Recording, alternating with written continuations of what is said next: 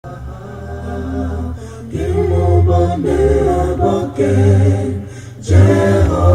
wa mafuta,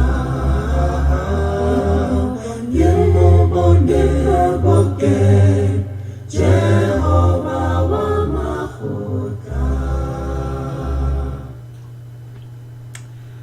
Ke a dumedisa hle momamedi lebitsong le letle le pholosang.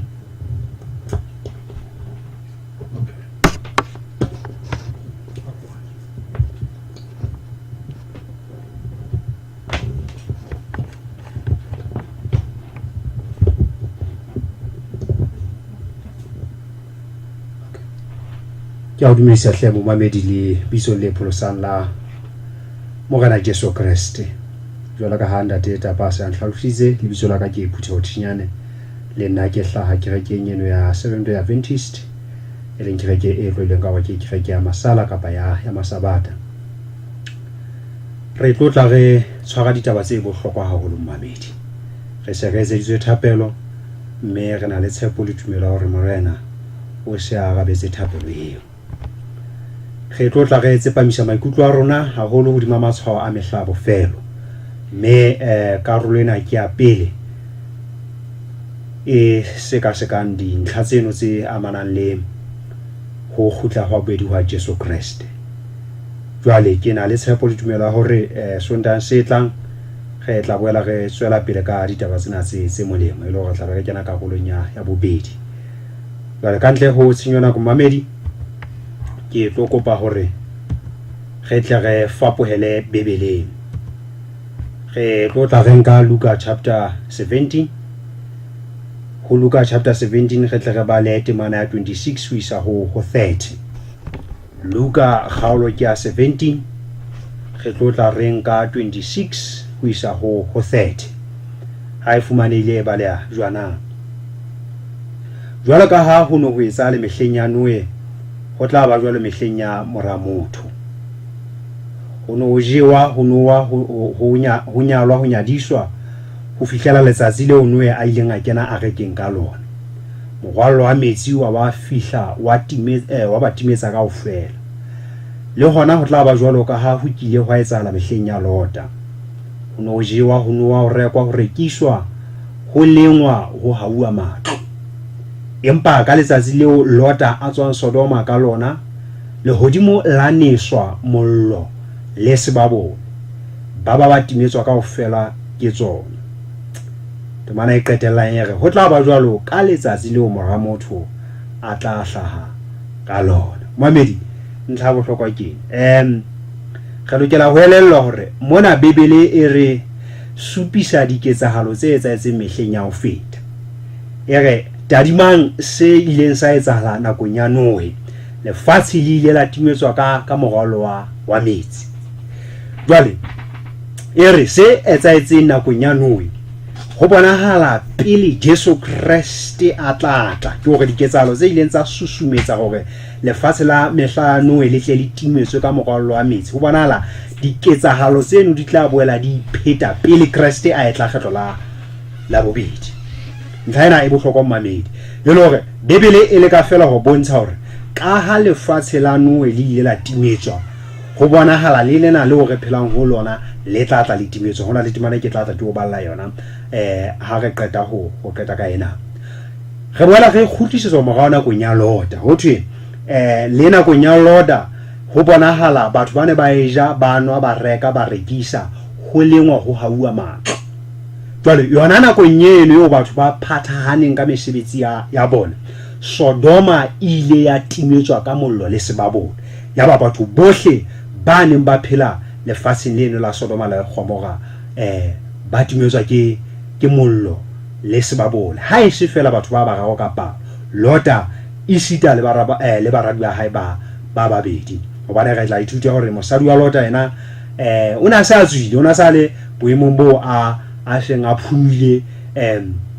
tlokotsi ena e neng e lokela ho ela metsi ena, empa ka bo madimabe ya ba o hetla morao a fetoha seholo sa letswai. Ile hore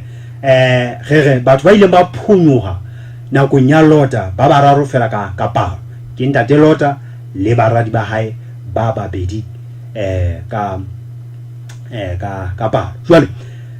nakong ya Noe teng ho ile ho phunywa fela batho ba robedi, ile a phunywa fela batho ba robedi. Jwale re tlo hlokomela hore nakong eno batho ba neng ba phela ba ile ba timetswa ka metsi jwala ka ke se ke boletse. Mamedi, ntlha ya bohlokwa ke ena ha re hlekela thuto ena ya rona. Lefatshe la ntate Noe le ile la timetswa ka moralo wa metsi. Lefatshe la ntate Lota le ile la timetswa ka mollo le sebabole. Jwale Bebele e re fa hore Jesu Kriste wa tla kgetlo la bobedi, mme mohlang a tlang diketsahalo tse etsahetseng nakong ya ntate Noe, tse etsahetseng nakong ya ntate Lota, ho bonahala di tla di pheta. Mme nako eo re bonang diketsahalo tseno di etsahala, re tsebe ke hona hore letsatsi la ho tla wa mora motho le se le atametse haholo. Jwale ke rata hore ke tle ke be feelwane ha kalo. Ke tla ke bala temana mona e hlahang epistoleng ya bobedi ya moapostola Petrus, re nka kgaolo ya boraro. Jwale re nke temana ya pele ho isa ho ya bosupa.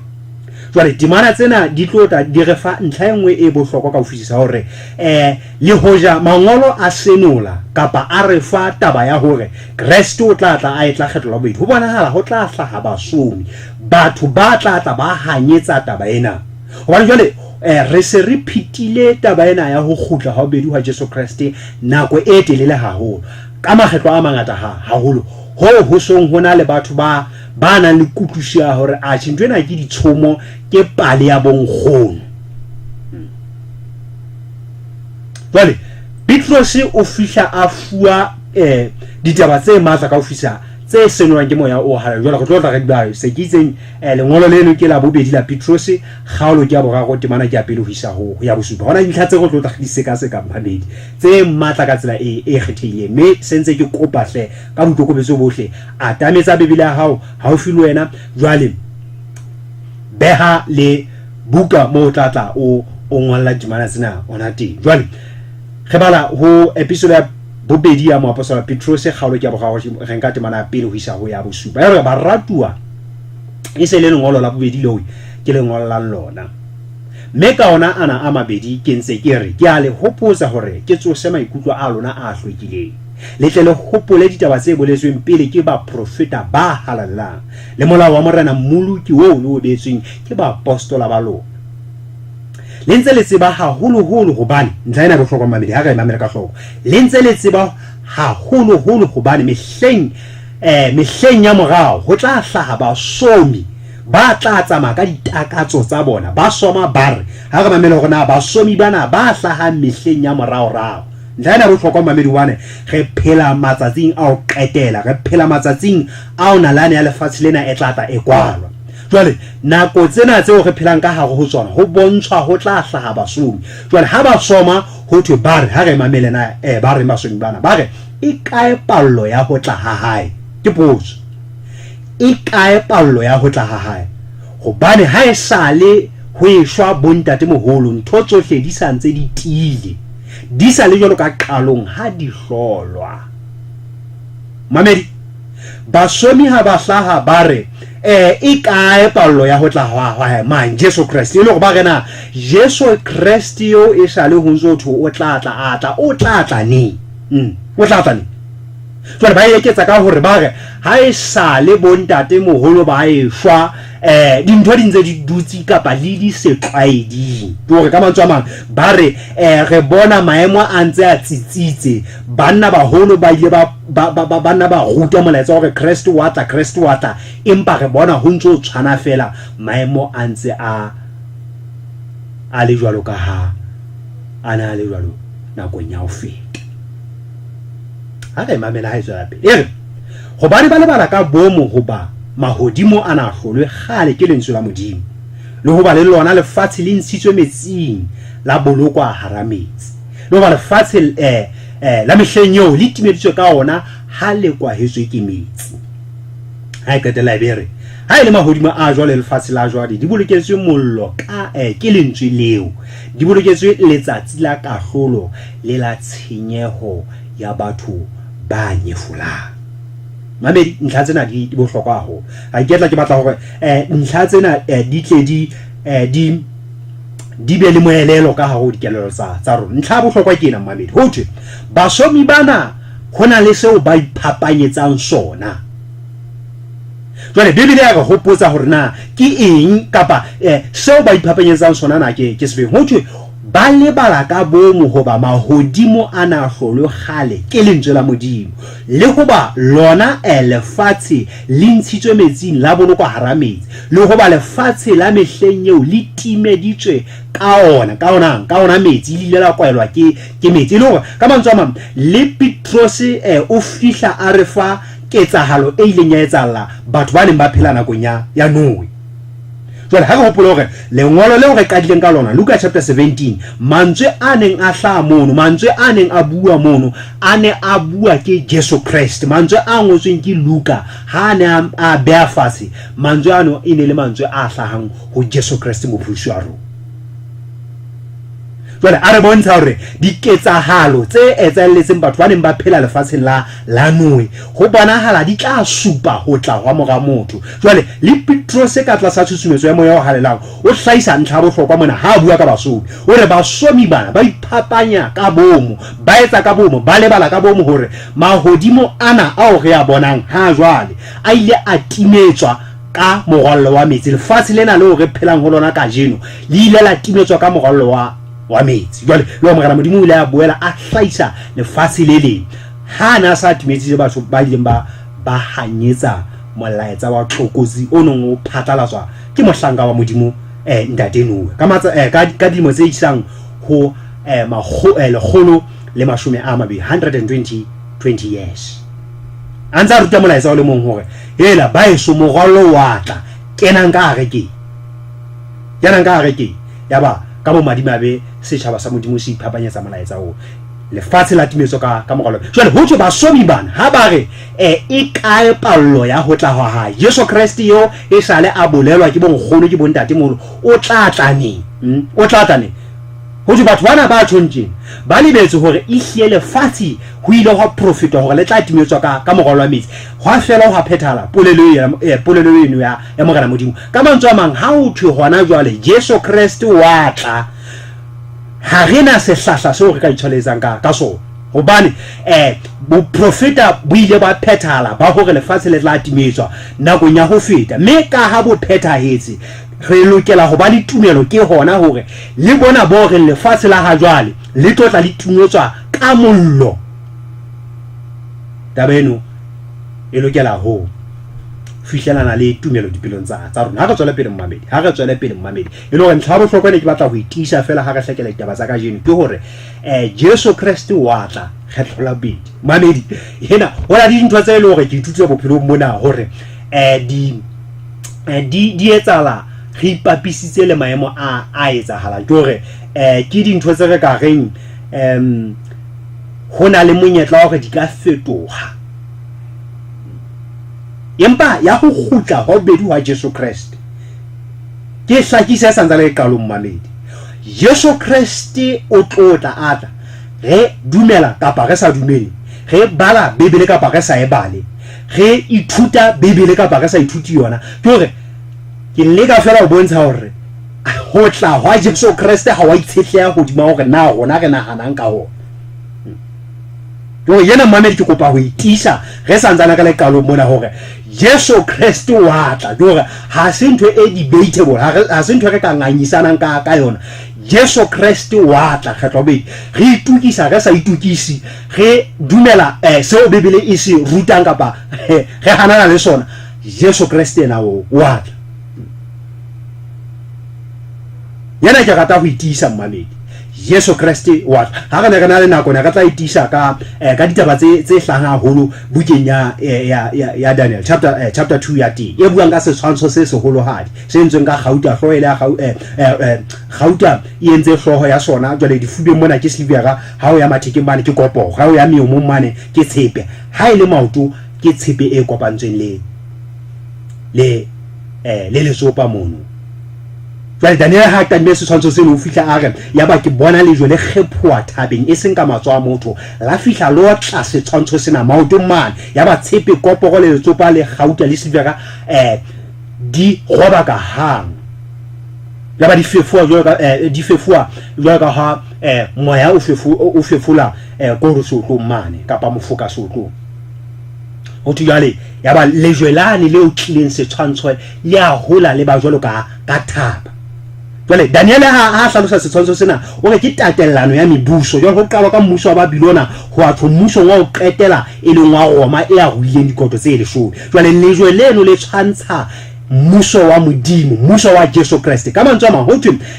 re tlwile mmuso wa re tla ba le mmuso wa o tshwantshwang ka Gauta. Jwale mmuso wa Gauta o feta ho kena wa Silvera, lo wa Silvera o feta ho kena wa Koporo. Jwale wa Koporo tla busa o feta wa Koporo le ona ha o so fitile ho tla kena wa Tshepe. Jwale wona wa Tshepe ho bona la ona tla a roa dikoto tse 10 e le mane mo re se ka maoto. Jwale e tla ba Tshepe e kopaneng le Letsopa. Jwale nakong ya mmuso ono, nakong yo mmuso na o aruileng dikoto tseno tse 10 ho tla hlaha lejwe.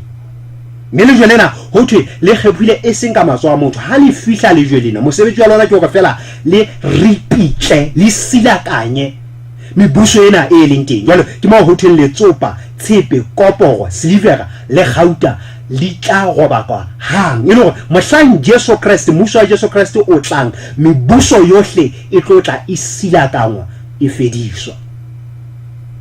Jwale bo profeta bona bo mata ka tsela e kgethileng jwale ka Jesu ha ne re na le nako ne re tla tla re ithuta bona empa ke tatellano ya mebuso go qala ka mmuso wa Babilona ho fihlella nakong ena yo re leng ho yona ka jeno re mmusong wa Roma e aruileng dikoto tse 10 mmamedi yena ke batla ke hlakise. Jwale seo re se lebelletseng hona jwale ke lejwe leno le kgephileng e seng ka matso a motho e le mmuso wa Jesu Kriste. Ka mantswe a mang ke le ka fela ho bontsha go mmamedi taba ya ho tla wa Jesu Kriste re ka itisa ka mangolo a mangata le ka diketsahalo tsa nalane hobane Babilona e fitile ho kena mmuso wa ba Medo Persia, Medo-Persia. Jwale mmuso ono lona wa feta ho kena mmuso wa ba Kgerike wa Greece o neng eteletswe ke pele ke senatla se seholo se tummeng nalaneng Alexander the Great. So Alexander the Great ke yena mmusi ya ileng a tuma ka ho fitisa lefatsheng a neng a busa mmuso ona wa Greece. Jwale le Greece ya feta ho kena mmuso wa Roma, pagan Roma ya boheteng yena e neng eteletswe pele ke bo Caesar. Jwale e busitse mme ke mmuso wa Jesu Kriste a hlaetseng ka hare. Jwale Roma ho bonala yona e sa fele empa e nka sebopeo se seng se fapaneng. Ke bona mo ile go Roma e nka kapa e awa dikoto tse 10 e leng dinaha tse ka buang ka tsona tse bo Spain bo Germany bo Portugal jwalo ka ha ne re na le nako jwalo ka ke bontshitse Mohammed ne re tla re ithuta ka mebuso ena. Jwale rona re nako nyeo Roma ya boheteni e a ruileng dikoto tse 10. Jwale seo re se lebelletseng ke lejwe leno le kgephileng thabeng e seng ka matsoa a motho e leng lejwe le tshwantsha mmuso wa Jesu Kriste, mmuso wa modimo. Yo mama ikere le ka kelello ya tlhao yo modimo a re fileng yona haeba Babilona e busitse e fitile ho kena ba Medo Persia ba busa ba feta ho kena mmuso wa Greece ya busa a feta ho kena Roma ya bohetene ya busa ya wa dikoto tse 10. Jwale re nako nyo Roma e aruileng dikoto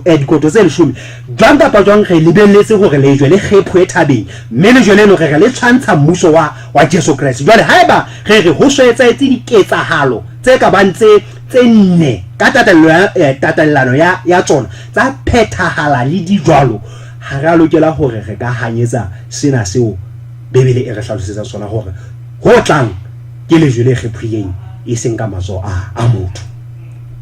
Yo mama dikere ha re nakong ya Babilona na jwang ha re nakong ya ba Medo Persia hona jwang ha re nakong ya Greece ha re nakong ya Roma ya boheteni ya bo Caesar empa re nakong yo Roma e a ruileng dikoto tse 10 re ntse re bona dinaha tsa bo Spain re bona naha tsa bo France re bona naha tsa bo Germany Portugal jwalo ka tatellano ya tsona jwalo ka ha Bibele e le prophetic.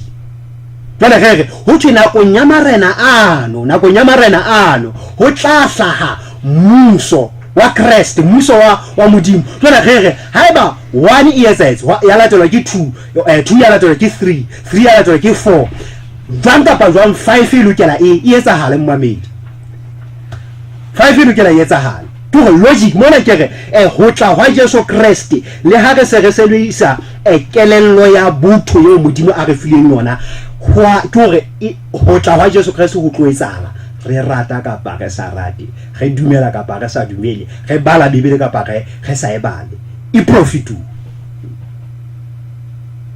yana ke rata ho tisetsa mami hore yena ne ke batla hore ka nnete re hle re tise e santsane e le kana jwale se ke tlo tla ke setsa mantsibing ana mami ke hore fela ke tlo fa matshwao a hotla wa Jesu Kriste jwale ke bone ka lebaka la nako e re nang le yona ke hlokomela go tlotla ga tshwara fela letshwao le go tlotla ga tshwara letshwao le leo ke dumelang ke nang le tshepo e felletseng ya hore ha re qeta boithuto bona hona le seo morena a tla se senola pelong ya hao mamedi letshwao la pele le hore tlotla re le sheba ke la baruti ba bohata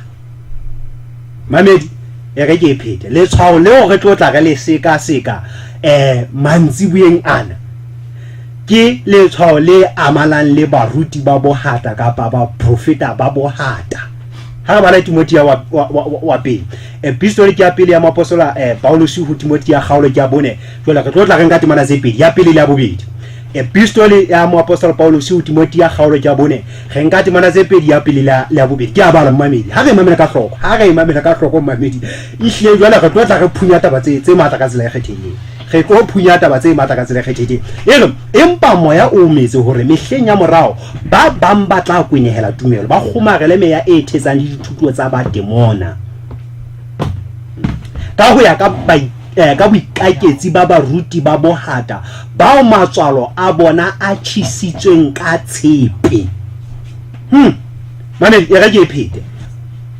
yena re hloka ho ipheta mamedi hobane jwale ke yona e bulang boithuto ba rona ba letshwao la pele ere empa moya o ometse hore ntlha bohlokwa ke ha Bibele e re moya o ometse e le hore e re le ha eba ne re ka lekanya hore ditaba tseo re tlotla re ithuta tsona ke tse ngotsweng ke Paulus no ha se le hoja lengolo lena le ngotswe ke Paulus a lengolla Timothea empa o le ngotse ka tlasa tshutshumetso ya moya o halelang ke moya o mosusumeditseng ho ngola ditaba tsena jwale ere moya o ometse hore mehleng ya morao e le hore ditaba tseo re tlotla re di ngollwa le pele ka pele temaneng ke tse amanang le mehlabo felo ke tse amanang le matsatsi a o qetela a o ka lwana le lefatshe jwale ere mehleng eo ba bang ba tla kwenela tumelo ha se batho bohle ba tlang ho kwenela tumelo ha o thwe batho ba tla kwenela tumelo ke batho ba ileng ba amohela Jesu Kriste empa ha morao ba fapoa tsela ba kgelwa tsela ya lehodimo ho thwe ba kgomarele meya e thetsang le dithuto tsa ba demona mamedi ntlha ena e bohlokwa ka tsela e kgethehileng batho bana ba ne ba amoetse thuto ya Kriste ha morao ba kgelwa mme ha ba kgelwa hona le seo ba se tshwarang seo ba se tseparelang seo ba se kgomarelang ke dithuto tse thetsang dithuto tsa ba demona hona le dithuto tsa Kriste hape hona le dithuto tsa ba demona le hoja Bibele re ka sebedisa Bibele e le nngwe ho bonahala tsela eo re ka e tolokang ka yona e ka re kgelosa tsela ya morena modimo ya ba re kgomarela dithuto tsa batho ba re tlotla re bona mmamedi ka ho ya ka boikaketsi ba baruti ba bohata bao matswalo a bona a tjhisitsweng ka tshepe mamedi yena jwale e matla ka tsela e kgethehileng baruti bana ho thwe ke baruti ba bohata le leng la matshwao a hlwayang baruti bana ba bohata ke hore ba tjhisitswe matswalo a bona ka tshepe eo ke batho ba ile hore ka nnete ha ba sana letswalo la modimo e ka tlatla ka e bona ya ka ke tswela pele se ka ba ka e hlapolla Petrus ke wa bobedi episode ke ya bobedi ya Petrus re bala chapter 2 verse 1 ho isa 3 jwale ke yona e manolang taba ena re qetang ho e bala lengolo ke la bobedi la moapostola Petrus jwale re nka kgaolo ya bobedi temana ya pele ho isa ho ya borao mamedi ha re ngole fatshe temana ena re tle o tlo kwena e tshwere taba tse matla ho loka mamedi ere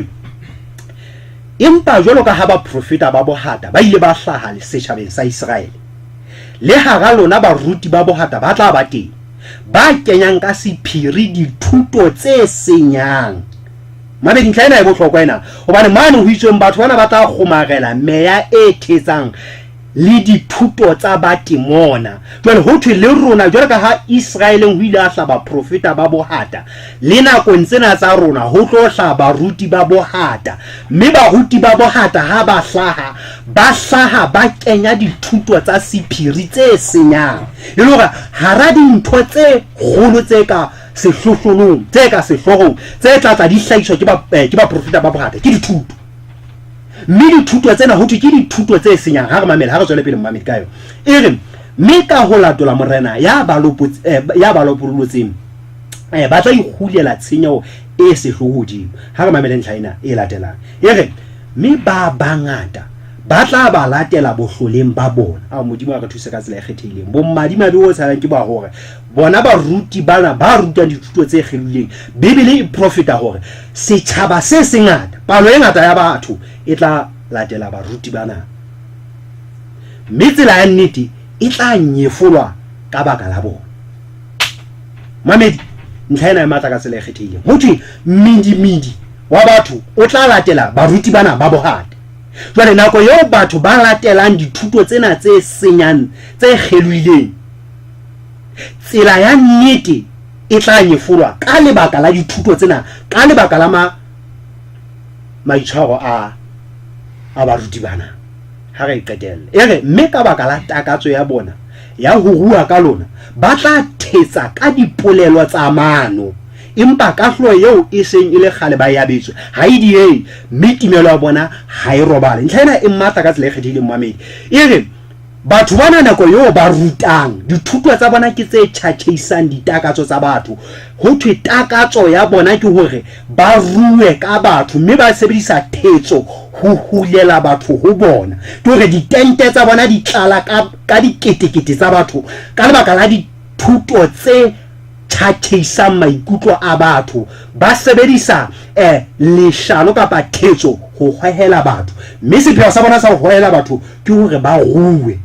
mamedi ke hore le pele re ka nka mehlala ke hore kelelong ya ho sontso ho tla ditente tse ngata tseo re di bonang baruti ba bangata ba hore ba mamelang di-radiong ba hore ba shebellang di-televisioneng ba etelletsweng pele ke setjhaba se sengata mme ha o sheba ntwe ka sehlolo ho fumana hore ke ho bua ka batho re tlo tla re kena ho yona ya re ke tswela pele mamedi ha ke batle le hore eke re bua dikereke hampe mona re bua ka matshwao a hotla hwa Jesu Kriste mme bibele e a totobatsa hore nakong tsa ho qetela ho tlo hlana dinako tse bohloko ka ho fitsa mo baruti ba tlatla ba hlaha bao e seng ba Kriste empa e le baruti ba bohata mme ha batla ka dithuto tse senyang nako eo ba hlahang ka dithuto tsena tse senyang bomadimabe ke hore setjhaba se sengata se tlo ba latela dithutong tseno tse kgedileng mme jwale mamedi ke batla ho etsetsa mohlala fela re na le mehlala e mengata fela e re ka tlang ka yo ha ho makatse ka jeno hore ebe re se re na le baruti ba fafatsang batho ka didummahlong nakong ya ho feta ne re tseba dumu e le thepa kapa sesebediswa se ka sebedisang ho bolaya maphele le ditshitshidi jwalo dikokonyana tseo re sa di batleng empa ka jeno re ka hara kereke dumu ikene ho sotswe e ntsha matemona mamedi re nakong ya ho feta dumu e ne nyanyatsa maphele re bolaya ditshitshidi ka dumu ka jeno dumu ikene ka hara kereke e nyanyatsa batho ho ntsha matemona ka e feta ihle go tla re kena ha re bale epistole ya bobedi mmamedi ya moapostola Petrus gona kgaolong e tshwanang ya bobedi mo re nka 17 go isa ho 22 re tla re mamele mantswe a bibele tabeng tsena re tla re mamele mantswe a bibele tabeng tsena e re bao ke didiba tse senang metsi ke maru a fefolwang ke sefefo mme botsho ba lefifi bo bolokeletswe bona bo bolokeletswe bona ba sakang ho isa bofelong tshwarela mmamedi hobane ka ho bolela ditaba tsa boikgantsho le tsa lefela ba tjhatjheisa ka ditakatso tsa bona nama ditakatso tsa nama le ka bohlola ba batho ba sa tswa furalla ba itsamaela leshanong ba ba tshepisa tokoloho athi bona ke bahlanka ba ho bona hobane seo motho a hlolwang ke sona o fetoha mofo wa sona le hona hobane ha ba ne ba se ba baleheletse ditshila tsa lefatshe ka ho tseba Jesu Kriste morena le mmoloko wa rona, ba boetse ba itshwasitse ho tsona, mme ba hlotswe ke tsona taba tsa bona tsa qetello dimpi ho fitisa tsa pele, hobane ho no ka fitisa ka molemo ho bona hore ba ske ba tseba tsela ya ho loka, ho ena le hore ba kgelohe molao o halelang o ba o neilweng ha ba se ba o tsebile. Empa ba hlaetswe ke taba ya setshwantsho sa nnete se reng ntja e kgutletse mahlatseng a yona, mme kolobe hobane e hlatsuwe e boetse e pitikile seretseng. Mohamedi, ke ba dile ntlha tse matla haholo, empa ke rata ho qotsa tse fokolang fela ka hara temana tsena tseo re di badileng. Ke batla ho pheta temana ya 18 e re hobane ka ho bolela ditaba tsa boikgantsho le tsa lefela ba tjhatjehisa ka ditakatso tsa nama le ka bohlola batho ba sa tswa foralla ba neng ba itsamaela leshanong. Jwale ho thwe ba ba tshepisa tokoloho, athe bona batho hore baruti bana ba bohata, athe bona ke bahlanka ba ho bona, hobane seo motho a hlolwang ke sona o fetoha mofo wa sona le hona. Ntlha bohlokwa ke ena mo mamedi, ho thwe batho bana dithuto tsa bona jwale ka se re bontshitse ditemaneng ya ho feta ke tse tjhatjheisang ditakatso tsa nama, ke tse hulelang batho bohloleng. Batho bana ho thwe ka bo madimabe ba ne ba se ba foralletse metsamao ya bona ya kgale. Ke ka mantswe a mang ho thwe pele batho bana ba kena ka hara dikereke tsena ba ne ba ntse ba phela bophelo ba sebe, empa eba mohau wa morena modimo wa ba sisinya, ba foralla thetso, ba tla kerekeng. Jwale kutliso ya batho bana ya ho tla kerekeng le hore ba tlotla ba lokollwa ditlamong tsa sebe, empa ka bo madimabe ba fumana baruti bana ba bohata, jwale ba ba khutlisetsa ditakatsong tsane tsa bona tsa nama. Jwale ke mo ho thweng batho bana ba tshepisa tokoloho, athe bona ka bo bona ke bahlanka ba ho bona. Jwale potso ya hlaha rona ha ile mona motho a santsa ke ho thwe seo motho a hlolwang ke sona na ha fetoe mofo wa sona le hona. So ntlha ena e bohlokwa mmabedi, batho bana baruti bana ba bohata bona ka bona ba phela ba tlangwe ke sebe, ha ba so di tokolong yeo re fumanang mading a Jesu Kriste. Jwale empa ba ruta batho ba bang hore ba tla lokollo. Jwale ka bo maimane le ka mantswe a magere batho bana ba ne ba tlositswe sebeng ka mohau wa morena modimo ya ba batla ka hare ho kereke. Tshepo ya bona e le hore ha ba fihla ka hara lesaka lena ba tla fumana tokoloho mading a Jesu Kriste. Empa jwale batho bana ba fuwe nnete ya lehodimo ba lokelang ho phatlalatsa nnete e pholosang meya ya setjhaba sa morena modimo, ke bona jwale ba boelang ba khutlisetsa setjhaba sa morena modimo dibeng tsa sona. Jwale ho thwe hobane ho ne ho ka fitisa ka molemo ho bona hore ebe ha ba ka ba tseba tsela ya ho loka, hona le hore ebe ba kgeloha molao o halelang o ba o neilweng ha ba se ba o tsebile. Jwale temana ho qetela e bohloko hobane ho thwe empa ba hlaetswe ke setshwantsho sa nnete se reng ntja e kgutletse mahlatseng a yona, mme kolobe hobane e hlatsuwe e boetse e pitikile seretseng sa yona. Ntlha ena e bohlokwa mamedi ka tsela ke re nakong eo re phelang ka hare ho yona hona le batho e le hore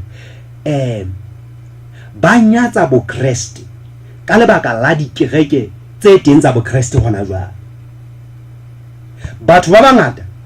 ba tlohetse Bebele, ba tlohetse ditaba tsa morena modimo ka lebaka la batho ba sebedisang Bebele, ka lebaka la batho ba ipitsang baruti, ka lebaka la batho ba ipitsang ba profeta, empa o fumana hore diketso tsa bona ha se tse senolang semelo se halelang sa Jesu Kriste. Jwale ka mo madimabe ba bang ba tlohetse ntho tsa lefatshe, ba hloma eka ha ba kena ka hara lesaka lena la polokeho e leng ka hare ho kereke ba tla matlafatswa semoyeng, empa ebe ba hlaelwa ke kotsi ya hore baetapele ba dikereke ba ba khutlisetsa dibing. Jwale dibi tsena ba se ba dija ka tlasa sekgele sa bo Kriste. Jwale ke yutsu ka mehla hore ha ona sebe se kotsi jwale ka sebe se juang ho ipatuwe ka tlasa ditemana. jwale Bibele e re ho no ho ka ba molemo ha batho bana ba sa ka ba tseba tsela ya nnete hona le hore ebe batho bana ba tsebile nnete jwale ha ba se ba itsebile ba kgeluile tsela ena ya nnete kapa molao o halelang o ba o nilweng ke Morena Modimo jwale ho thwe bomadimabe o etsalang ke hore ba hlaetswe ke setshwantsho se reng ntja ka morao gore e hlatsuwe kapa ka morao gore e hlatse e khutletse ba hlatseng a yona kolobe ka morao gore e hlatsuwe e boetse e pitikile seretseng sa yona Modimo a ka hauhele mmamedi Morena a ga hauhelo bane ge nako ntse ona tsena tse mahlomoko tseo ditumana tsena di phethalang ge di bona ka mahlo ke tsalo e la etsala Nigeria ma ya mo profeta kapa moruti ya ileng a imisa bomme ba 20 ka palo jwale setshwantsho se teng mono le maranga mono sa bomme ba 20 ka palo bao e leng bakgatshane jwale ha moruti a botswa a re moya o halalelang ke ona o susumeditseng ho etsa ketsalo ena so ka nahana gona bomme ba 20 ka palo ba ile bakgatshane ba imisitswe ke moruti a le mong jwale karabo ya moruti ile hore a moya o halalelang ke ona o itseng ke etsetse bomme bana nyefulo isa ka isho ka bomme le modale isho le bitso la Morena Modimo hore na ke Modimo wa mofuta o feng ona o etsetsang bomme bana ne re le bitso la Morena Modimo le nyefolwa ka lebaka la diketso tsa batho bana ha se gale hana re bona le dialemoyeng in television man phuthego e ja jwang e fula jwang batho ba ja jwang ba fula jwang jwalo ka dikgomo ntho entse le ka setlotlolo e ntse le hore moya o halalelang o itseng re fule jwang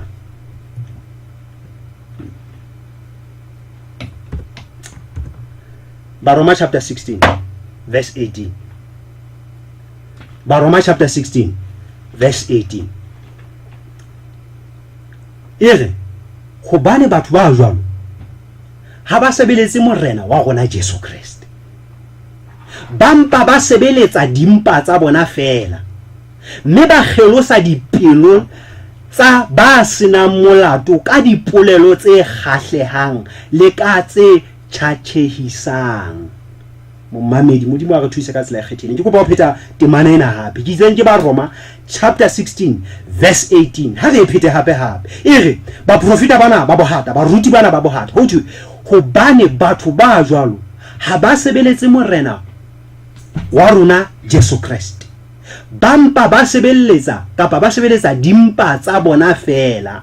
mme ba kgelosa dipelo tsa ba sena molato ka dipolelo tse kgahlehang le ka tse tjhatjhehisang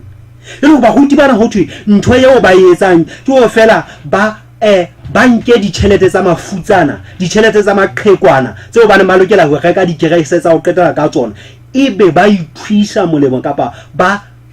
ipokellela maruo ka ditjhelete tseno tsa bahloki jwale ho tswa ba etsa seng ba kgelosa dipelo tse senang molato ka dipolelo tse kgahlehang hobane dipolelo tsa bona tsona di a kgahleng mamedi ke hore ha o mametse di ne ke ishwesa mo se seng mamedi ke re ka ne ke ipotse gona re le ke hore ba mamedi ke hore se ke hore ha ela pe mal ha re mametse ke ebe gona ha re ke go kgathatse ke hore ha o bula sa le mo fela ntse ke go tlonka mohlolo wa hao mohlolo ke dithuto tsa mehlolo fela mme ha o mametse mehlolo ena ke ya maruo ke ya dikoloi tse ntle ke ya matlo a matle ke ya tore ha hona mohlang utlwa na ke tshoka mehla ka mohlolo o ka hodimo ho mehlolo yohle ke ha moetsa dibe a sokolwa dibeng tsa hae ha re bona le tawa le neng ho kwa ba ka lona le sokolela ho Jesu Kriste ha ona mohlolo o fetang o mme Bibele ya tisa taba le hore ho thwe e ba thabo e kgaphatsehang e kgolo ka ho fetisisa ho manyelo ha moetsa dibe a le monto ka monana a sokoloha ha o thwe ha moetsa dibe a reka koloi kapa ha meshe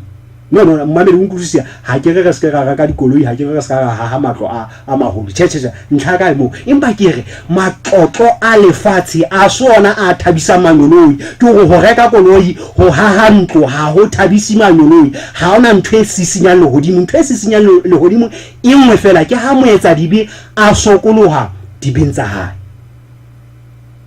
empa dithuto tsa jwale ke tse thatheisang ditakatso tsa rona hore re tadime maruo re shebe matlotlo a lefatshe ntho tse felang tsa nakwa hobane mohlang Jesu Kriste a tlang ke wena ka tloelellwa ba hore dintho tse le hore re nkile nako re di sebetsa ine di mafelafelane ya re ke boele ke bala Johane episode ya pele ya Johane chapter 4 episode ya pele ya maapostolo a Johane ga nka kgaolo ya bone ke mana ya pele le ya bone re baratuwa le seke la dumela meya yohle le mpe le leke meya hore na ke e tswang ho Modimo hobane ba profeta ba bohata ba tlile lefatsheng ba le bangata mmamedi ntlha ena e bohloko ka tsela e kgethehileng bo madimo be ke hore re le batho setjhaba sa Morena Modimo ha ona mohlang re le kang ba profeta bana to ha motho a re fela ke mohlang ka Modimo wa fodisha o fuwe dineo tsa diphodiso se re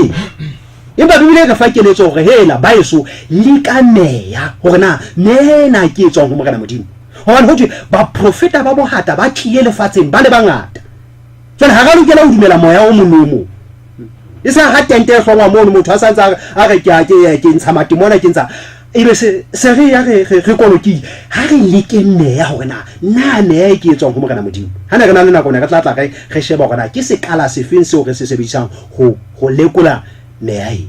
hobane bibele ha ya re sia lefifing re na le matshwao a hlakileng hore na moprofeta wa Modimo na o lokela itshwara ka tsela ya mofuta ofeng jwale ha e qetella temana bone re bona ke ba lefatshe ke ka baka leo ba bolelang tsa lefatshe mme lefatshe le a ba utlwa ba bua ka matlo ba bua ka bakodi ba bua ka ntho tse thatheisana ntho tsa lefatshe jwale ka se re boletse bomamedi hobane molatsa wa bona ke ho tlatsa maphako a bona jwale ka se re ba dile mane ho thwe ba mpa ba sebeletsa dimpa tsa bona fela ba Roma chapter 16 verse 18 mme ke ntho tsa makatsa mmabedi hore ba profeta ba matsatsi ana wa thola ba ruile ka tsela e makatsang empa ha o sheba mohlapi wa bona ha o sheba phutheho tsa bona o fumane e le masisapelo pero iputsa hore na ke mohlanka Morena Modimo jwang ha yena a dula ka ga mention a khana dikoloi tse majabaja se ba lonka dimilione empa phutheho ya hae hona le ba robalang ba itsosa ho sena seo ba se ja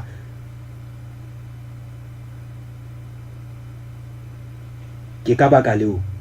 ba bolelang tsa lefatshe mme lefatshe le a ba utlwa mme lefatshe le a ba utlwa ona moprofeta e mong ke nka mmisa ka lebitso haufinyane o na qoswa mola ka ditjhelete tse ngata ka ho fetisisa mmabedi jwale ha o sheba mohlapi wa hae wa lla ke go internet mo batho ba bile ba commenta mo ba ka nnete ha o bina batho ba ebe ke ntwe ba ellelang empa ba ho kotisi tjhelete e ngata ha kale ho tswa ho bona jwale ha tsama makgotla ka mora makgotla a sale ke re tla ke shebe gona qetello ibile e feng gona makgotla a fumane a le molato ka batjhe jwale ibo madimabe ha re leke meya ya tla ka e feta mmabe ke bala tshenolo chapter 16 ke tla ho mehlolo gobane matsatsi ana hangata ana nako ena gona e matha ka pele bona bo hlolla mamedi nano le ntse le ke ne ke la ithute bebele tsa ka seka matshwao a mehla ya bofelo ga tsa seka matshwao a mehla ya sela ya matshwao a mehla mo ne ke re na ebe ha go ka se kgona hale hore re tle re bulele mo mamedi ka po a tla kene go korena okay a re ka mulela ha tse ke gagata bohlobo re tla go kwena ba tla ba le bati mana go ka mo hawa mo kana re tla ka mana ka go ha go ga ile ya borobong alright shino mo kana bo re ka 45 mamedi tla kene ya go tshela mo ke le so mamedi go fela ka kwa ka tsa ga so rena le ntate kgolo kwa hate mme ke ke ana na tsa maya le bo mamedi sonta hintsena tse hore ha ka ba ga hlahella ka kwa no mo kana bo kwa ho kana bo bana ntate plo kwa tshega le ba hlenda twa ona ntata la tempish mo kwa okay taba tse monate o ka tsala pele he re fana ka sebaka ha ke tsebena re tla fana ka sebaka mo ka ne ke tseng fela ka 45 ka quarter to 9 re tla fana ka sebaka no problem ka tsala pele he okay that ya le mamedi jwale re tla ntlheng e bohlokwa haholo ya mehlolo matsatsi ana jwale ka bontshitse hore ha o bula radio ke mehlolo ha o shebela television ke mehlolo hore ntho e tunneng hona jwale ka hara bo Christ ke ntho tse o thweng ke mehlolo potso e ntse tla hore na ebe ke mehlolo yohle e tswang ho Morena Modimo na ebe ke mehlolo yohle e tswang ho Morena Modimo tlhaena lo kela re sisinye mamelo bane jwale ka se ke bontshitse ho thwe re le ka meya ha re le ke meya hore na e fela e tswa ho Morena Modimo na ha ga lokela ba batho ba dumelang ntho engwe le engwe mamedi lo hona jwale ha re sa lokela ba se tshaba se dumelang ntho engwe le engwe re lokela go lekola ntho engwe le engwe eo re rutwang hore na e fela e tswa ho Morena Modimo na hobane ke rata lengolo leo nka rata ngo lengolo le fatshe ke le sang ho diketso mane chapter 17 verse 11 ya teng o tla utlwa batho ba Thessalonica kapa batho ba Berea ho thwe bane ba fitisa ba Thessalonica ka bogabane hobane bane ba amohela lentswe ka tsheseo so ho thwe ba botsisisa mangolong ka matsatsi ohle ho fumana hore na ditaba tseo di jwalo ruri na twa batho bana ha bana ba rutwa ke Paulos ba rutwa ke Silas bane ba sa amohele ditaba tseno fela hore ka ha di builwe ke Paulos di builwe ke Silas ke bahlanka ba Morena Modimo ke tsa nnete ba no bane ba ya mangolong a halelang ba fupusa ba fatisisa ho hla mangolong a halelang ho fumana hore na ditaba tseo ba di bolelwa ke ba apostola na di fela di tiswa ke mangolo a halelang mme kana go eno testament ya khale ine lona e leng teng e sebediswa jwale lo ha Paulos yana ruta Silas a ruta jwale ba phenyekolla testamenteng ya khale ba ukona na Paulos ha ruti ntho e kgahlanong le seo re nang le sona na mme ka ha bahlanka bao ba Morena Modimo ba susumeditswe ke moya wa halelang sohle seo ba neng ba se ruta sene se itshetlehile hodima Bebele empa ho makatsa gona matsatsing ana ha motho ha re fela ke mo apostola wa Modimo ke mo bishop ke mo profeta ha kala bua fela re nka ntho engwe le engwe e tswa molomong wa ha re shebisisi ho hlama ngolong a halela gona na motho ya reng ke mohlanka wa Morena Modimo seo a se buang se hlaka ka ga Bebele like ke na tabeng ya mehlolo mmamedi bana re nakong ye kotsi ka ho fetisisa nakong ya theso jwale tseno chapter 16 re nka verse 13 le 14 re tla re mamela ka hloko mmamedi ha eba mo mamedi o motho ya mamelang mehlolo ya dumelang ho mehlolo ela hloko timanene re tlotla re bala ere yaba ke bona ho etswa molomong wa dragon le molomong wa sebata le molomong wa mo profeta wa bohata meya e ditshila e meraro e kang dihoho ha re mamelana mena e ditshila e meraro e kang dihoho ho thweng ka yo ho thwe yo ke meya ya batimona e tsang mehlolo momamedi ho thwe yo ke meya ya batimona e tsang mehlolo e le hore batimona le bona bana le matla a o etsa mehlolo ha se mohlolo o monomong o tswang ho Morena Modimo le Satane o na le matla a o etsa mehlolo jwale ke mo go lokela ho ba hlokolosi ka ho fitisa gona jwale e leng ya Morena Modimo ke efeng e senya ha ke efeng wa jwale Bibele ya re fa ka kotlo hore batimona le bona bana le matla a o etsa mehlolo e le hore ho phama hwa motho wheelchair mo mamedi ha se ka mehla e leng matla a Morena Modimo le diabolosi o na le matla a phamisa motho wheelchair ska ba ga lahle mamedi re ske be ga ba ga lahleiswa ke mehlolo Matthew chapter 7 ke batla re tla ka ile hloko taba Matthew chapter 7 verse 22 le 23 e bua mantswe a matla ka tsela e kgethehileng e bua mantswe a matla ka tsela e kgethehileng tabeng tsena tsa mehlolo ha ka mamela taba kena e re tsatsing leo ba bangata ba tla go honna morena na ha re aka ka profeta ka lebitso la hao na ha re aka ka leleka batimona ka lebitso la hao na ha re aka ra etsa mehlolo e mengata ka lebitso la hao na mohlango ke tla ba bolella pepeneneng ke re ha ke aka ka letseba le mehla ntlohelleng lona ba sebetsang bokgopo mamedi ha re ne hlokota bena hore batho bana ha ba re morena na ha ra ka ga profeta ka lebitso la hao na Jesu Kriste ha le ka la profeta ka lo ha ba re na ha re ka ga leleka batimona ka lebitso la hao na ha ra ka ga etsa mehlolo ka lebitso la hao Jesu Kriste ha ba hanyetse no ha re ha la etsa mehlolo ha la leleka batimona ha la profeta ka lebitso la ka nyeno Kriste hanyetswe hae ha se diketso tseo ba di entseng empa ntlha yo Kriste a hlahisa mona o re le di tore ka mantswe ma ha fana ka karabo ho tshwana la hare le di entse empa ha ke aka ka letseba ntloheleng hobane le etsa seno le sebeletsa bokgopo karabo re ifumana ho ba Roma chapter 16 verse 18 bampa ba sebeletsa dimpa tsa bona ha ba ntse ba profita ka lebitso la Jesu ba ntsha batho mona ka lebitso la Jesu ba etsa mehlolo e mengata ka lebitso la Jesu ba ne ba sebeletsa maphako a bona ise lebitso la Jesu ke mokgo o tla fumana mabedi ena ka lokela ba hlokolosi mabedi re lokela ba hlokolosi hobane ha o shebile ba profeta bana ba mazatsiana o tlo fumana hore mabitso a phamang ke a bona to re taba hore ke Jesu Kriste mohlomong a etsang diphodiso tseno o tla bona ya hla aiko wa etsoma mabitso a hlaileng a hlailetseng ke maprofeta mamang apostle mamang bishop mamang ese Jesu Kriste ke ka ho le bosebeletsi e leng ba hore tloho kerekeng ya rona tloho kerekeng ya rona tla fumana botolo ya metsi ha o ka fafatsa ka metsi ano o tla fo matsatsi a o se bo rekiswa le botolo ya madi le ena mo profeta na qoswa ka ditjhelete tse ngata ona sana le madi a bitsang a Jesu ye mathata ha re a tshweng ho sona le tuntwana e tshetseng madi o thweng ke madi a Jesu jwale ha o la nyanyatsa ka madi a Jesu le ka matimo mamedi ke iputse gona re le batho re reng tore Modimo a re thusa ka nnete Modimo a re hauhele bona Jesu Kriste ha e shwile khale a ka 31 AD re 2019 ona jwale ile ho tshwere botlolo o thweng ke a madi a hae to ka botho bo tore kelello fela botho o reng tore Jesu a shwileng dilemo tse seng diketeng tse pedi ana jwale ebe ho tshwere botlolo ya madi o thwe ke madi a Jesu e reng ho rona dikelellong tsa ona tshimambe ka nnete morena ga hauhele morena ga so batho bana ho thwe ba sebeletsa bogopo Jesu Kriste qetelo tlo balatelo ga tshethene nna ha ke le tsebe jwale ha o finyane mona ho etsa se ketsalo e kgolo ka ho fetisisa ke maranga mona ya tuma ya mona a aparang suti e tshweu mono a ile a tsoswa ka le kese mono mamedi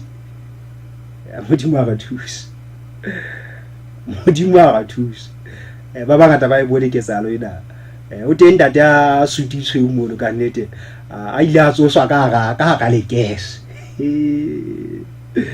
jwale se bua tabela seka to tse di tsa dintho Africa fela re na le thabo ya mofu tore mofu hantle le setso sa gona ga le Basotho ke ntwe sa jwa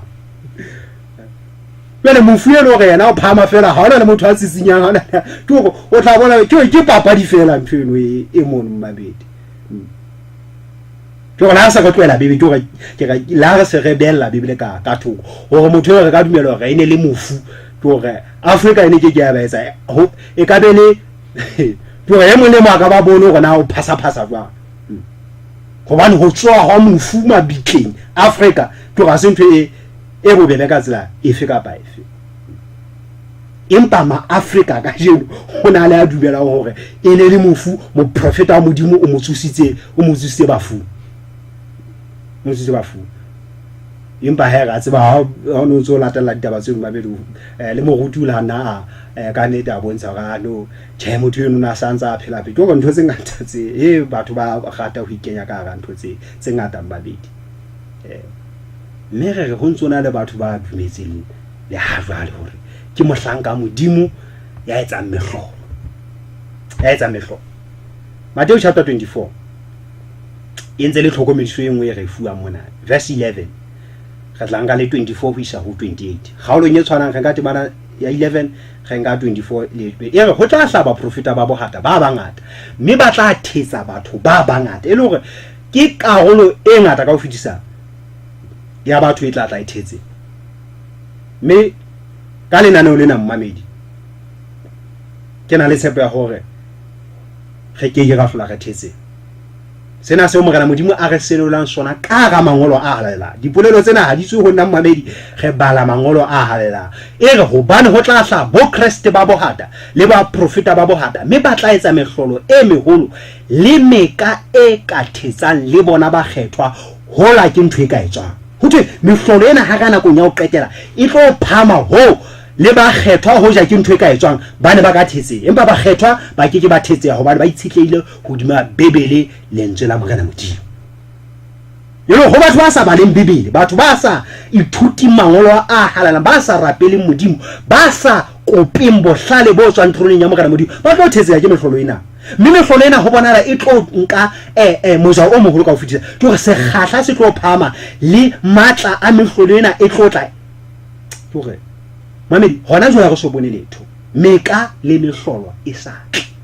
Hona e sa le dinyane hona mamedi. Ho go bona hona jwale. Ha batho ba maiketsetso ba ntseng ba tsoswa ka ga makese. Hona ke dinyane, ho sana le mehlolo e meholo e tlo tla etswa. Mme potso e ke etso ka behla ba ithuti ba bele ke rena. Ha se ntse re thetswa ke e ya mmampedi ebe e tlang yona ho tlotla ho ba jwang.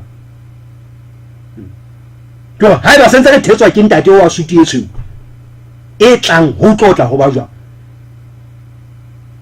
E re bonang ke le boletse pele taba tseo di so hlaya ka baka leo ha ba re ho lona bonang ona ha thute le se ke la tswela teng kapa ha ba re bonang o phaphusing ya ntlo le se ke la dumela hobane jwalo ka ha le hadima le tswa botjhabela mme le benyetsa bophizimela ho tla ha mora motho ho tla ba jwang hobane mo setopo se leng teng ke mo manong a tla bokana teng. Ke rata temana ga o qetela hobane mo setopo se leng teng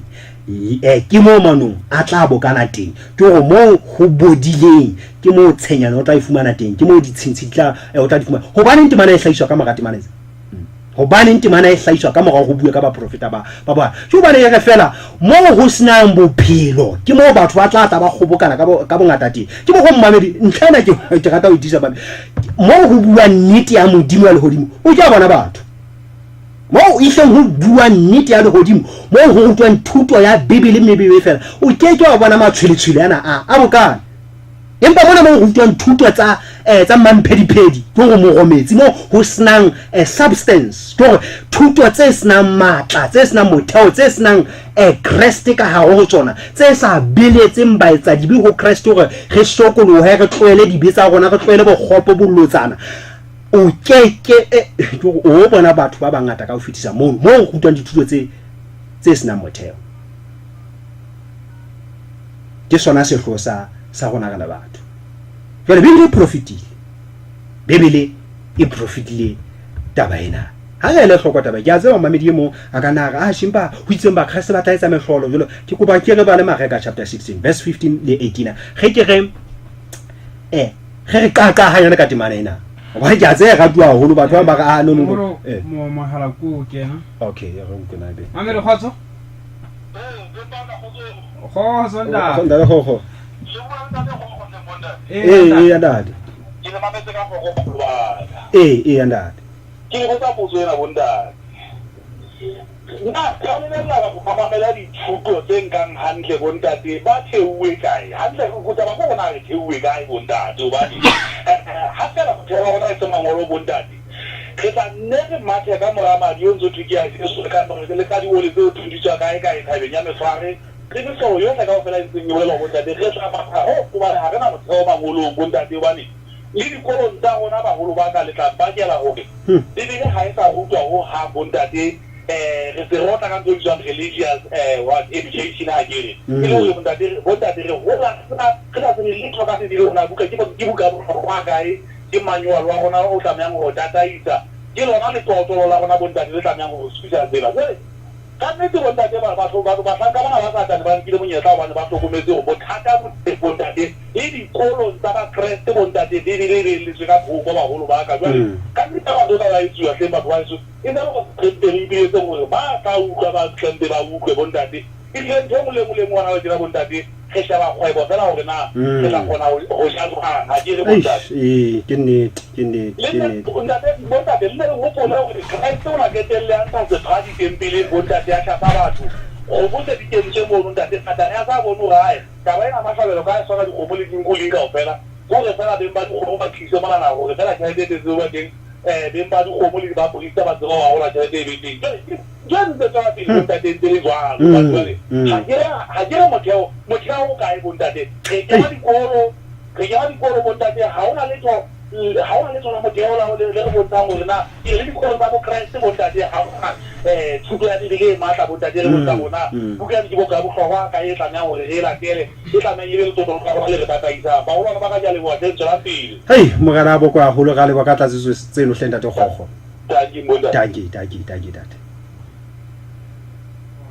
ga le bo mmamedi ke tlatsetso e matla ka ho fitisa jwale go hlaisa ntlha e bohlokwa go ntate goggo mono ka nnete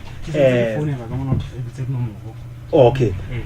ke go ba o bitse dinomoro tsena henda tapa he le bona okay mamedi ba ke sa dipotso le tlatsetso tsohle ka ba le tsona o ka kena nomoro tsa 5024 0128 dinomoro tso ka kenang ho tsona ke 5024 0128 kapa 63 apa ke dishemo o swagalo kapa 6810 6053 dinomoro tso ka kenang ho tsona ke 6810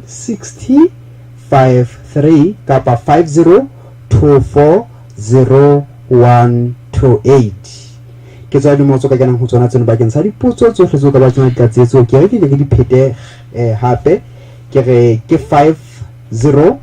50240128 kapa 6810 6053 ke tswa di motso ka kenang ho tsona tseno he boena mamedi ya ratehang ka lebo mamedi ka nete go o sa tlatseditse ka dintlha tse matla haholo mono hobane ke a hopola go la ba le puisano e nngwe e ne etswa mona ka nnete a ke reke tsena di fetoile dikgwebo mme ela re ilokela e kenkele kgetho ho tsona ba le a khona no ba etsa tšhelete e ngata ka ho fetisisa e se le dikgwebo ga bona hore ha o sa latolwa bebe mme ka kwa ile ihle le maikutlo a utlwahalang ka ga tshikannete ho ya ka nna ke shebile maemo ana ihle ke di business ke reke di fetoile dikgwebo tse kgolo ka ho fetisisa tse kgolo ka ho fetisisa empa he ha ba tswela pele mmamedi Mareka chapter 16 verse 15 ho isa ho 18 Mareka chapter 16 re tla re nke ho tloa 15 mono ho isa ho 18 ere a re ho bona e yang ka lefatshe lohle le bolelle ba bupua bohle evangeli ya dumelang mme a kolobetswa o tla bolokeha empa ya sa dumele o tla tsuwa mehlolo e tla tsamaya le ba dumetseng ke yona ena ha re mamela ntlha ena mamedi ba tla lela ka batho bona okay mamedi khotso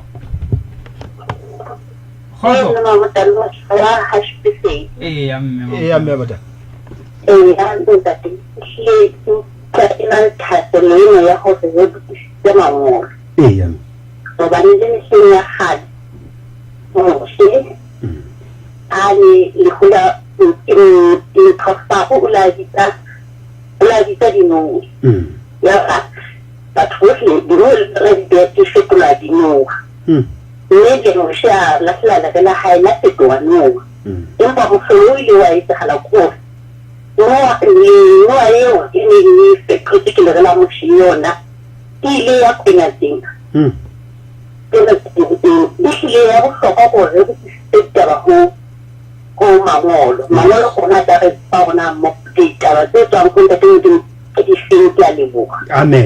amen lewaka ge le ba holo ka nnete le ba mme motale hele e matla go tabe tora jwale mme motale a hlaisa mohlala o hlanka ka ha go bebe jwale ke rata taba ena bale Petros o le hatlaka Israel le ba profeta ba bohata ba ile ba hla jwale ka ha ba ile ba hla le mehleng ena tsebang hore ba ruti ba bohata ba tla ba hla ka ha go lo le taba ena e matla go mabedi jwale ke bana taba ena e hlahang ho Mareka chapter 16 mona mo re fumana nthomo e kgolo pitso ya ba Kriste bohle ere e yang ka lefatshe lohle le ba bolelle le ba bupua bohle evangeli ya dumelang mme a kolobetsa o tla bolokeha empa ya sa dumeleng o tla tsuwa jwale ho thwe mehlolo e tla tsamaya le ba dumetseng mehlolo e tla tsamaya le ba dumetseng ke yona ena ba tla le ka batho mona ka lebitso la ka ba tla bua dipuo tse ntjha ba tla tshwara dinoha mme le ha ba nwele ntho e ka ba bolayang ha e ka ke ya ba etsa letho ba tla beha matso hodima ba kulang mme ba tla fola mamedi ke kopa o ele hloko ntlhakeng tla bohlokwa ke pitso ya rona ke ho bolela evangeli pitso ya rona ke ho bolela efankgedi.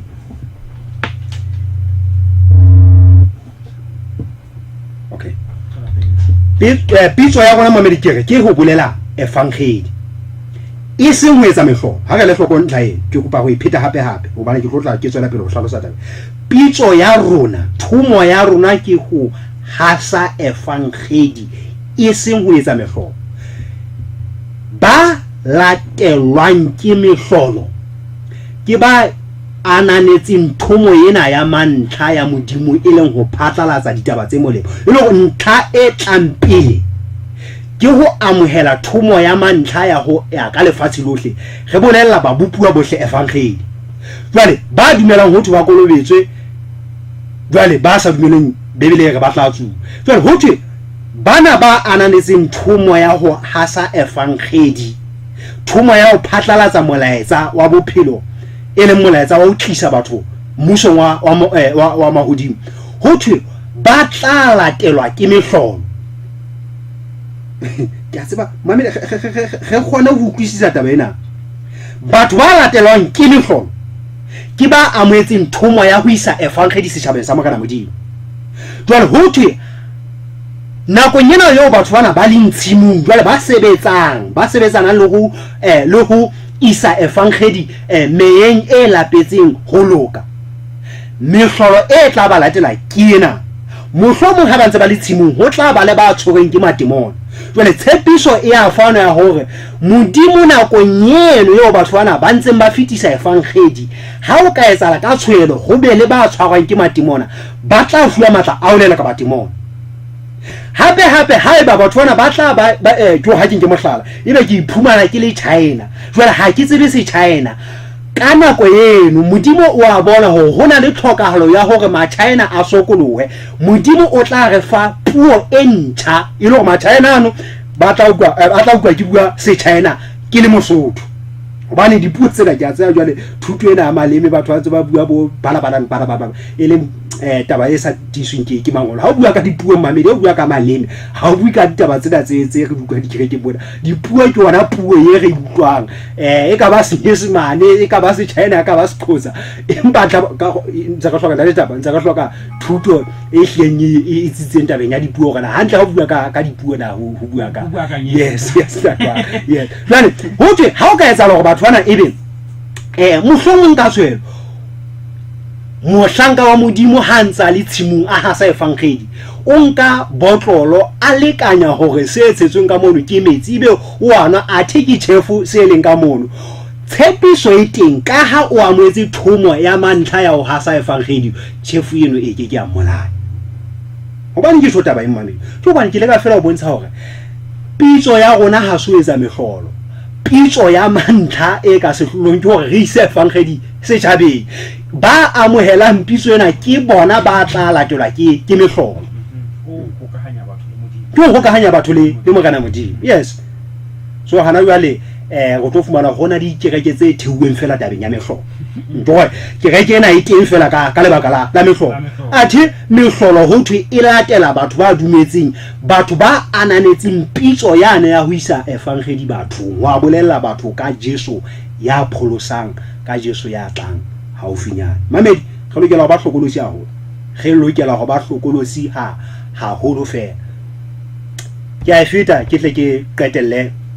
ditaba tsa go ke kuba fela ke re ba le ngolo la bobedi ya moapostola Paulus ho Timothea, la bobedi ho Timothea kgaolo ke a bone re nka temana tse pedi, ke a boraro le a bone re tla re mamela ka hloko di matla haholo temana tse ere hobane nako e tla ba teng yo ba kekeng ba mamella thuto ya pholoho,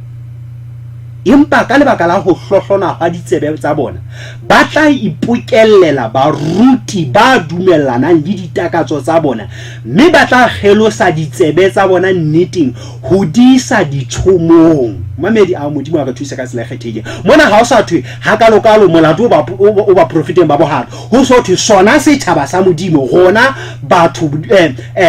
ba latetseng dikereke tse itseng kapa ba latetseng baruti ba itseng ke rona jwale ba tla batla baruti ba tla nyallana kapa ba tla ruta dithuto tse nyallanang le ditakatso tsa rona tse tjhatjheisang maikutlo a rona ke hore e se le rona ba tla ipatlela batho ba tla ruta thuto tse dumellanang le maikutlo a rona mme ka ho etsa jwalo ho thwe re kgelosa ditsebe tsa rona nneteng mme re di isa ditshomong ke mamedi ditshoma ke ntho tsa bonkgono ba rona maqhekwana a rona le maqheku a rona ke hore ditshomo ne di etswa nakong tsena tsa bosiu e le go koietsa bana jwale bibele ha re batho ba tla kgelosa ditsebe tsa bona nneteng ba di ise ditshomong ka mantswe a mang re tlo tloha nneteng e pholosang hobane nnete ke mang nnete ke Jesu Kriste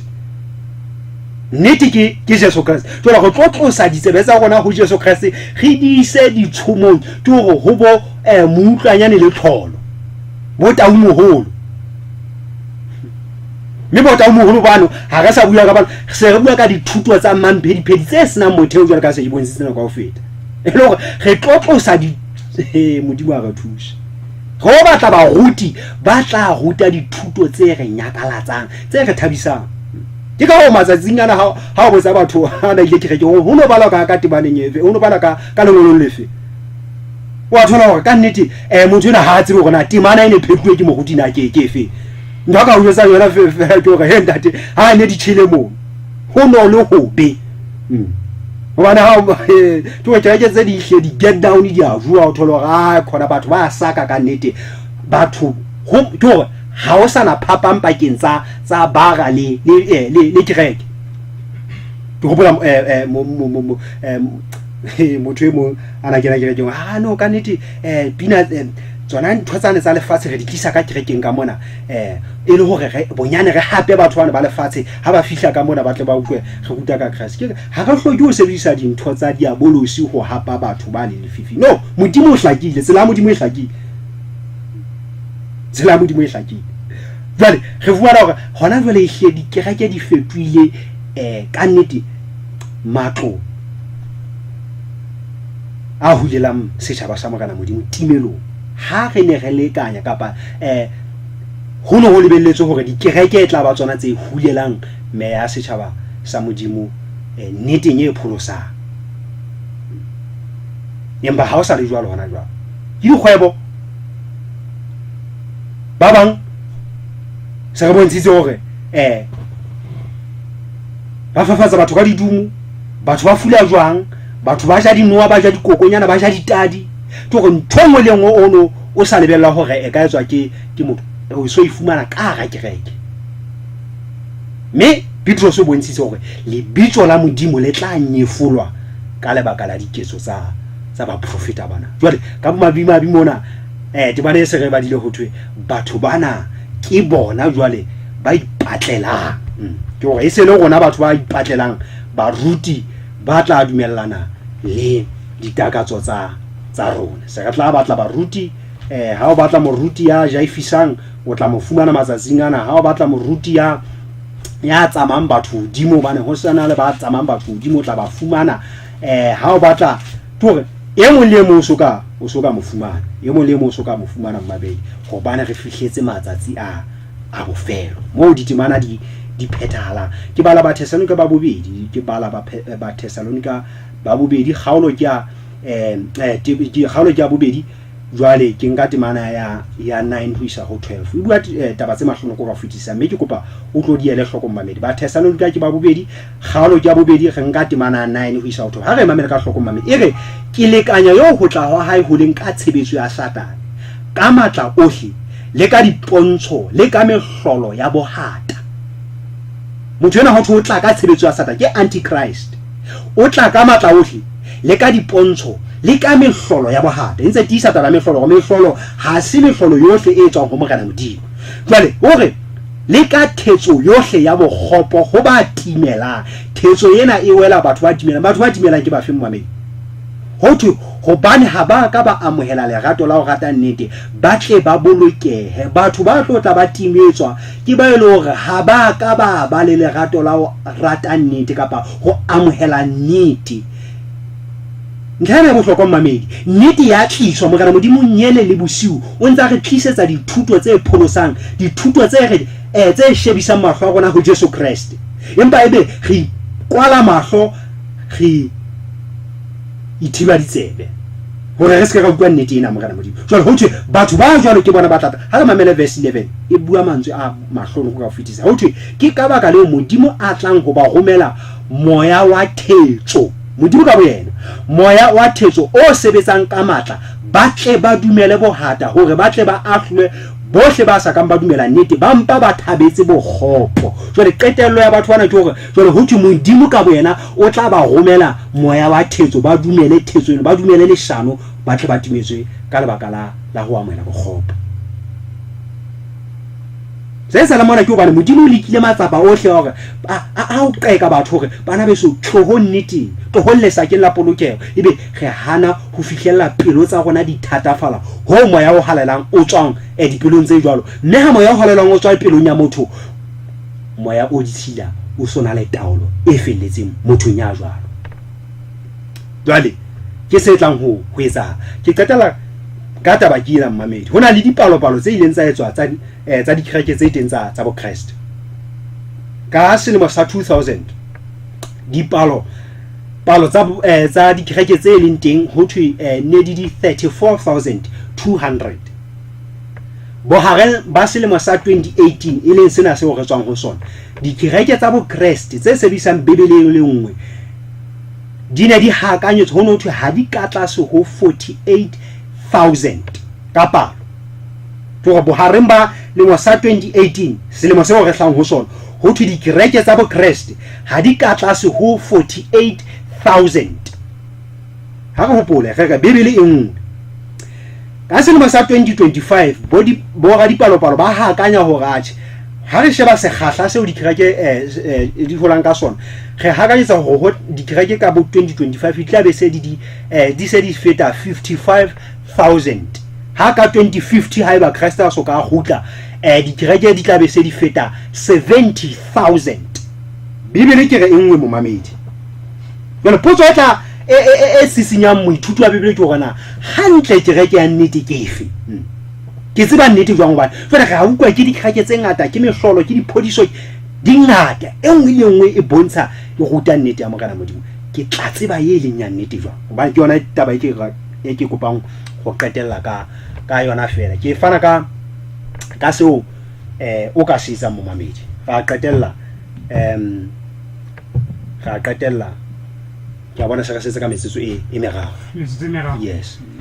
Ke qetella ke bala Johane chapter 3 verse 16 ke lengolo le o ge le tsebang lena mmamedi ha holo batho ba balang bebedi e re hobane Modimo o ratile lefatshe hakalo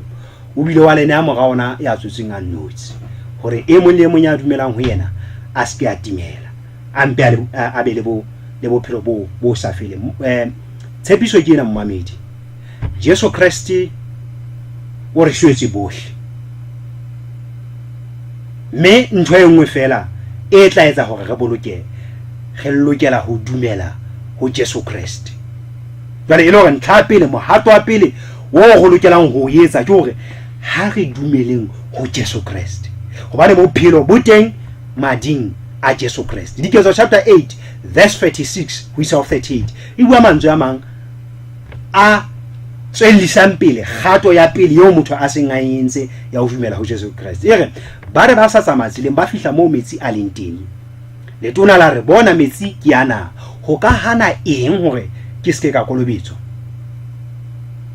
Filipi a re ha o dumela ka pelo yohle ya hao ho ka etswa o re kgutlisela temaneng eo re badileng. Ha o dumela ka pelo yohle ya hao ho ka etswa ho thwe la gabala re ke a dumela hore Jesu Kriste ke Morena Modimo. Ke wala ntlha pele ya pele mmamedi ha eba ba so mamele Jesu Kriste o mametse lenaneo lena ntlha pele kgato ya pele yo o lokelang ho etsa ke ho amohela Morena Modimo e leng Jesu Kriste. Ya re hobane a laele hore koloi e eme ba theohela metsing ha mo Filipi le letona Filipi le letona mme Filipi a le kolobetsa Filipi a kolobetsa letona lena la kantasa gato wa bobedi ke gore ha o so amoetse Jesu Kriste e le morena le mophusi wa hao kolobetso ka kolobetso ya nnete jwale kolobetso le tsona dingata ba bedi ha ne kana le nako na ka tla ba le thuto ba kana kolobetso ya nnete na ke fe e le ntla bohlokwa ke na hore ba Efesere lona ba ho le neng le hole gale le atameditswe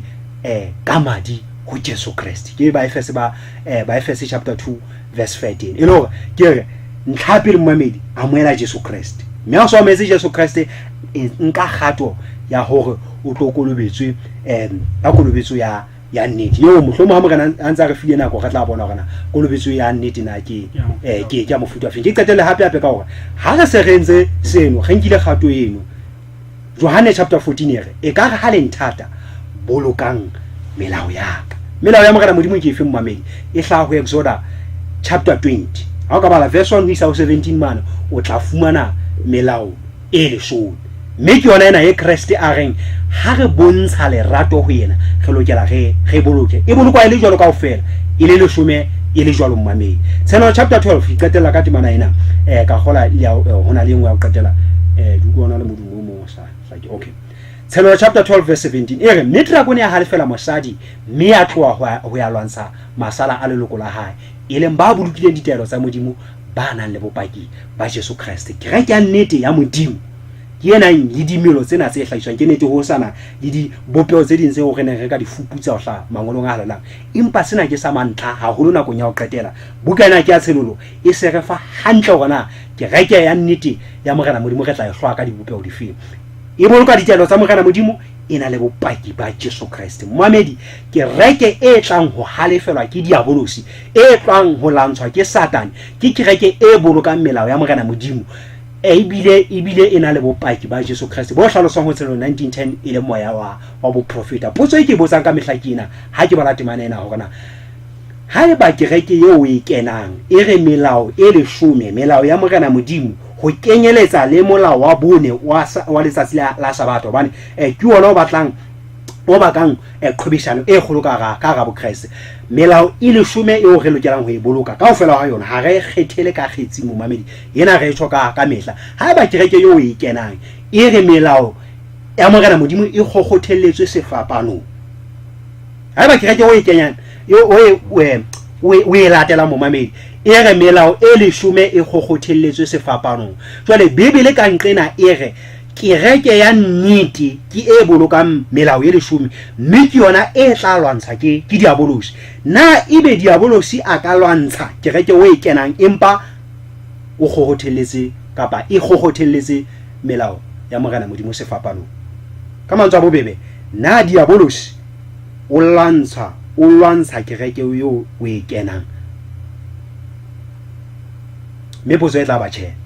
hobane diabolosi seo a se lwantshang ke melao ya mogana modimo bana melao ya mogana modimo ke lengolo le senolang semelo sa modimo mme ha o tlosa melao ya mogana modimo o gogothella semelo sa mogana modimo o fedisa kgalalelo ya mogana modimo ho loka ha boipiletso ba ka ke bona mmamedi ke hore ha re latela kereke ya Kriste ntlha pele ha o pola hore ke itseng re ndumela ho Jesu Kriste re latela Jesu Kriste mme re a kolobetswa jwale ha go lobitse ge latela kapa ge boloka melao yo mogana modimo a re beetseng yona jwale Kriste ha re lahle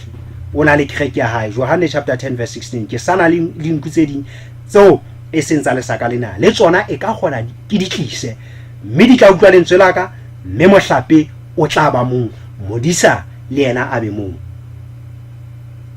ntlhaena bohlokwa mmamedi hona le masaka a mangata dinku tsa mogana modimo di santsa di teng masakeng a empa hona le lesaka le leng leo Jesu Kriste a etsang boipiletso hore mohla dinku tseno di utlwang lentswe la ka di tla ka ga lesaka la ka mme mohlape o tla ba mong le modisa o tla ba mong ke etsa boipiletso hle mmamedi hore ha ke ubiletse kae kapa kae Jesu Kriste o teng ho supisa tsela nnete amoela Jesu Kriste latela sohle seo a o fileng sona mme ha ke tshwajwa ke re ithute bibele ka boena o latele polelo engwe le engwe eo mogana modimo a o beetseng yona o keke wa ba wa lahlela ka tsela mofuta ofe kapa ofe e le hore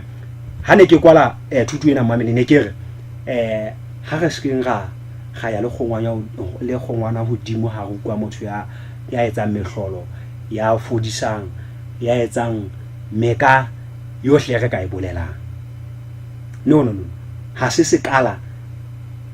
sa ho nepa, ha se sekala sa kgalalelo, ha se sekala sa ho loka.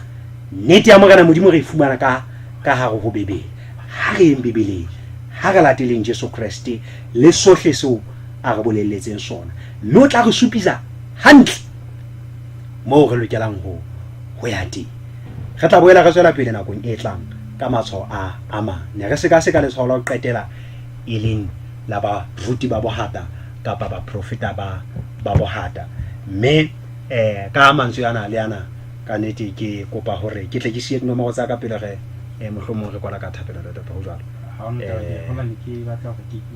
Okay, o tla. All right.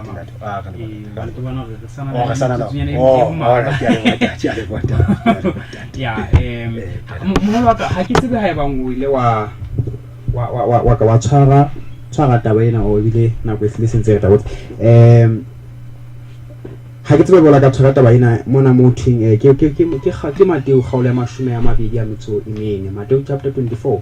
ha re ya ge lebile temanenyane ya 23 e re mohlang o motho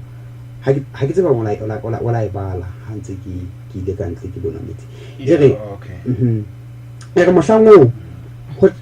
ha motho a ka re ho lona bona Kriste o man kapa Kriste o mona le sekela dumela hobane ho tla hlabo Kriste ba bohata le ba profeta ba bohata mme ba tla etsa mehlolo e meholo le meka e ka thetsang le bona ba kgetho. O so ile wa mo kana a bokwe haholo ke kopa fela ke tle ko fe o tlo sie dinomoro tsa hao e le hore ha ba mo mamedi a ka hloka hore he a tla a fole bana ke a tseba ke taba e ha e bobebe o motho mo kene mo e. Okay, ga le bona mamedi lebitso la ka ke Phutho Thinyane, dinomoro tsa ka ke 59900806 ke a dipheta 59900806. nomoro ena e teng le WhatsApp marangrang mane o ka romela molaetsa wa hao ha eba o batla re seka dintlha tsena le thuto ena ha eba o batla re o e fumana le tokomane o ka ntsubilela molaetsa fela ka o romela yona le tse ding dithuto tse matla ka ofisa tse ka o thusa mo mabedi. Jwale ke teng Facebook tse ba Bebele o ka kena Facebook mono o le teng o ka buela wa botsa dipotso ka pa wala dithuto tse o re ntseng a fana ka tsona. Morena wa Kgotso a o isitse ka ho loka ntate poloko a re kwala ka thapelo. Ke lebo kopa ke kwala ka thapelo modimo ntate a matla ohle ga lebo ha le nakong ya jwale modimo wa ka o sa re file sebaka sena modimo wa ka ho tla bolela lentswe la hao modimo wa ka le matla Jehova makgotla go kopa o ko buletse kelello tsa rona le ditsebe tsa rona ho utlwa lentswe la hao le tšhesehelang le re isang tseleng e tjhabileng tseleng e lokileng modimo wa ka go kopa o thuse mo mamedi e mong le mong a mametseng lenaneo lena modimo wa ka hore modimo wa ka a tloe a utlwiletse molemo tse mo ahileng modimo wa ka mme a tjhentjhe a tswele pele tseleng tse lokileng ntate a lokileng re ikokobetsa wena o phahame ntate a lokileng hobane ha rena matla o matla ntate a lokileng re tsena tsohle re di kopa re tshepile lebitso le leholo la mopholosi wa rona Jesu Kriste amen. Re le wa holo bontate. Morena hlonolofatse.